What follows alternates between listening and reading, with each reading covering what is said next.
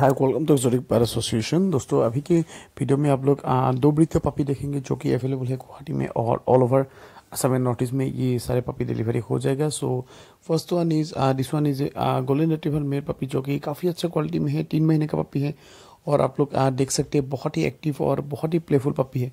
So if anybody required this puppy then sell us number on screen, उसमें call करके आप details वगैरह ले सकते हैं। जिसको थोड़ा बड़े टाइप की डॉग ब्रीड में इंटरेस्ट है और जो कि ज़्यादा एग्रेसिव ना हो और बहुत फ्रेंडली रहता है, फैमिली के साथ भी रख सकते हैं, तो उनके लिए golden retriever is the perfect choice.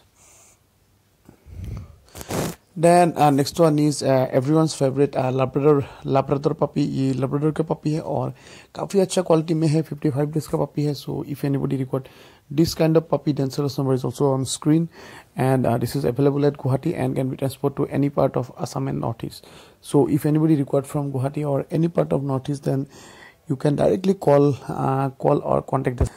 He will provide you all details regarding price और location करना। सो होप गाइस आप लोग वीडियो अच्छा लगा, लाइक करना, शेयर करना, आपका वीडियो कमेंट्स करना और चैनल में नए हो तो सब्सक्राइब करके निकलना।